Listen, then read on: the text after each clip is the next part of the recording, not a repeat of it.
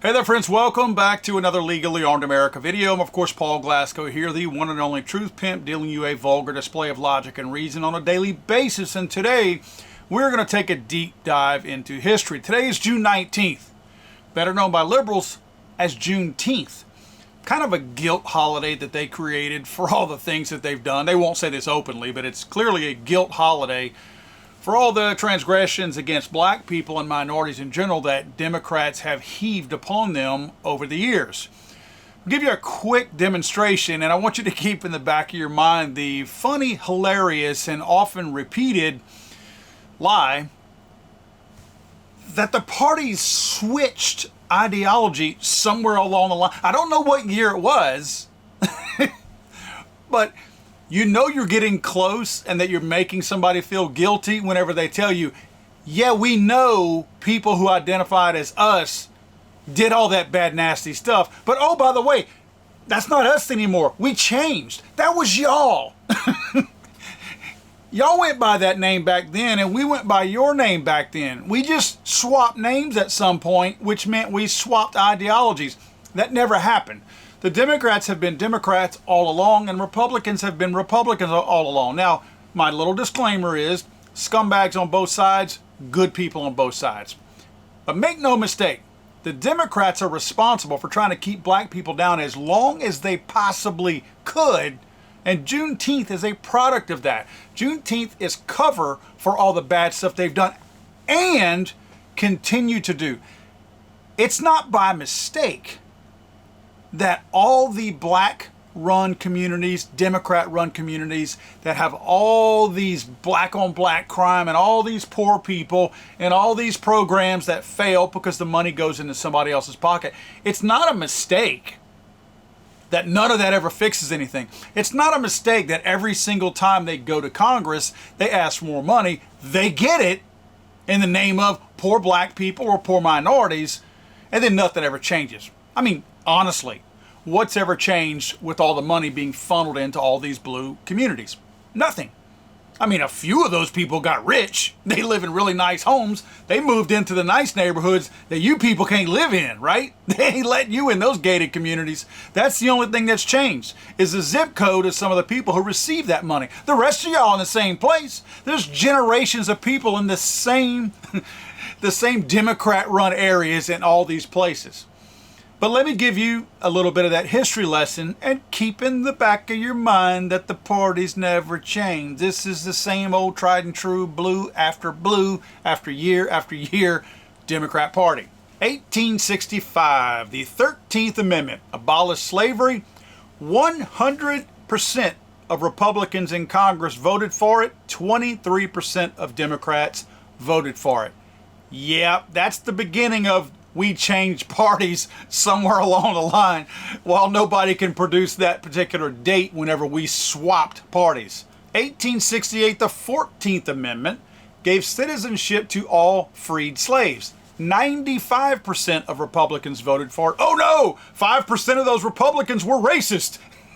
0% of Democrats voted for it. So apparently every Democrat back then was racist, and only 5% of the Republicans were racist, if you go by these numbers. 1870, the 15th Amendment gave black people the right to vote.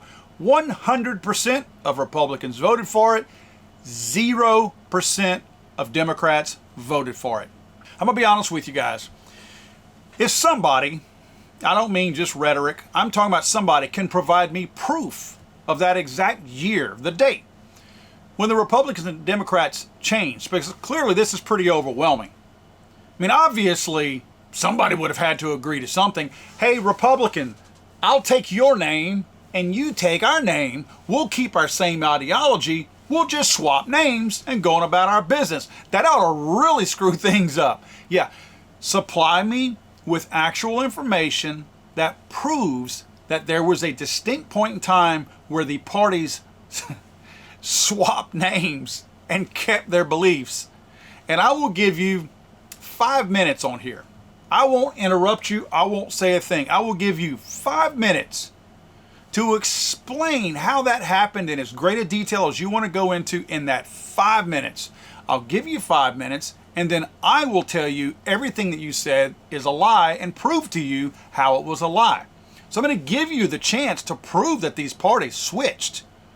But you can't point to me anywhere in time, in history. I can go back and probably point in every single year since those 1870s and 1860s, whenever these amendments took place. I can show you every single year that a Democrat did something to keep minorities down and to not let them get better and achieve, quote, equality, right?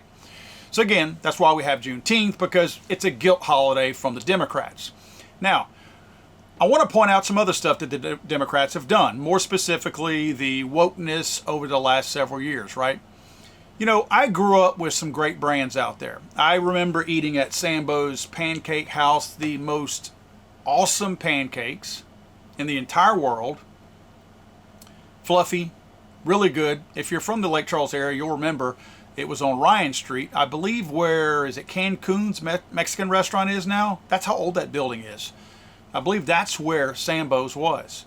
Now, Sambo's restaurant was modeled after an old cartoon of a boy that a tiger, I think, chased around a tree, and they ran so fast, I believe the tiger turned into butter, and that's how they came with the buttermilk pancakes and all that kind of stuff. Not once as a child growing up did I see that as anything racist. I didn't see black people as anything different. In fact, I believe it was my first birthday party. I was 5 years old. And out of my whole entire class, there was only one black kid in my class. Out of the few select people that I was able to invite to my 5th birthday party at my home with my parents and with their approval, the black boy, his name was Philip, was one of those kids that I invited. I didn't invite the whole class. I invited who I wanted to, and Philip was one of those people. So I never went to Sambo's thinking, ha ha ha, look, here's a little black boy, you know, we're making fun of him and, you know, we're exploiting him or whatever. I didn't see it like that. In fact, if you want to really get into the psychological side of it, I probably saw that more of as a normalizing. Like, that was a person, the Sambo boy, that I kind of looked up to, you know. I felt like he was kind of a hero in my young little world back then. He outsmarted the tiger, turned him into butter. He won. I didn't see that as a knock against black people. But of course, over time, if you had anything that exploited the old school look of a minority in any kind of way, that was seen as a negative, right? The Uncle Ben rice, and more specifically, the Aunt Jemima pancake mix. Aunt Jemima's pancake mix goes way back, way back. And there were several generations of the Aunt Jemima label, and I can remember many of them. Some of these are actually not accurate. This little strip right here, between 68 and 89, it skips on a whole bunch of different labels that I remember as a little boy. More specifically, if you look at these labels right here, I can remember everything from the middle Aunt Jemima all the way down to the bottom, which now you see that very, very bottom label, Pearl Milling Company, that's the label now. So they've completely moved the likeness of Aunt Jemima off of this bottle. Now, what has that done to the black community? Well, for one thing, it has taken a symbol of what I felt was respect in the black community. I don't see what shame there is in a old black lady being known as somebody who can cook really good. This is not a derogatory label. This is a label almost implying that this buttermilk syrup has got to be good because look, an old black lady made it. And we all know they're great cooks. That was a hat tip to older black people. There's a lot of truth to some, now old women in general, especially the ones who had to experiment in time, not just old minority or black women, they all could cook. I mean, my grandmother could cook too. She wasn't black, she's white. But still, I feel like there was no harm in putting a black likeness on the side of any kind of food because it did imply, and I thought was a compliment to black people to say, these people cook really good, you should like this food, even though, I mean, clearly it was just a marketing ploy. But still, you understand what I'm saying. The point and the intention was to make you think that's got to be good because look at the label.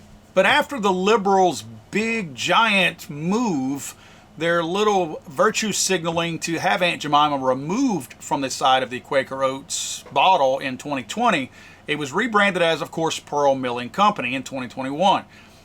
This got a lot of people mad, including objections from the descendants of many of the women who portrayed Aunt Jemima and the likeness of her on the side of the labels of this syrup, pancake, whichever. More specifically, Anna Short Harrington and Lillian Richard. Harrington's great-grandson, Larnell Evans Sr., argued that removing Aunt Jemima erased a significant part of their family history. Harrington portrayed Aunt Jemima from 1935 to 1954, earning enough to buy a 22-room house in Syracuse. Evans felt the decision dismissed her legacy as a black woman who achieved success at that point in time, post-slavery, stating, "This is an injustice for me and my family. This is a part of my history." Yet Democrats erased that history. This rebranding was seen by a lot of descendants as a denial of their ancestors' achievements. Evans actually expressed personal hurt, emphasizing Harrington's hard work. Quote, "She worked as Aunt Jemima. That was her job." Harris highlighted Richard's role as a brand ambassador, noting her family's pride in her accomplishments despite the era's constraints. The removal, while addressing the brand's supposed racist, quote, mammy stereotype roots, was perceived by these families as diminishing the real women's stories, who navigated limited opportunities to gain prominence in that world. Now, during that whole process, Quaker Oats never consulted with the families, never reached out to them. Not that they had to, because they had no ownership in this, but they never sought out to them. In other words, they were descendants of the women who were portrayed on these packages. So it would imply that, at least you would think, if the leftists were really true about, hey, we diminished these people and what they stood for, we were exploiting them because of their race. If that was the case, then there was a handful of women who were the, quote, models of these packagings. And it seems like they would have gone to them and said, hey, are y'all offended by this? Kind of like what the Washington Redskins did whenever they got all the liberal left-leaning pressure to take Redskins from the actual name of the Washington Redskins and name them some other stupid name. And then the actual Indians that the brand was named after, or that Redskins was named after, looked around and said, wait a minute, we were proud of that. We weren't mad about that. Same with the descendants of the Aunt Jemima models. None of them were upset about the fact that their ancestors were displayed on these packages. Again, I go back to the whole point of putting them on the packaging was to imply that the ingredients of the packaging was really good. It was a compliment, not a negative thing. You can thank Democrats for that as well. Once again, guys, Juneteenth, for those who celebrate it. I'm not sure what the over-under is on people being shot today, but let's wait till tomorrow morning. And if you want to, give me your thoughts down below of how many people you think will be shot today. Because it doesn't seem like the holiday is celebrated the way a holiday is intended to be celebrated. Usually it's celebrated not with fireworks in the air. It's usually fireworks going side to side.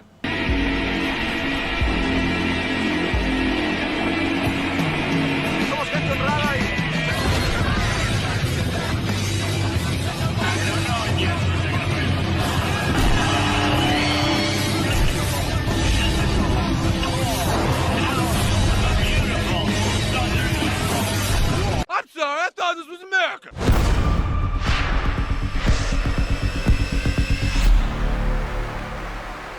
It's over.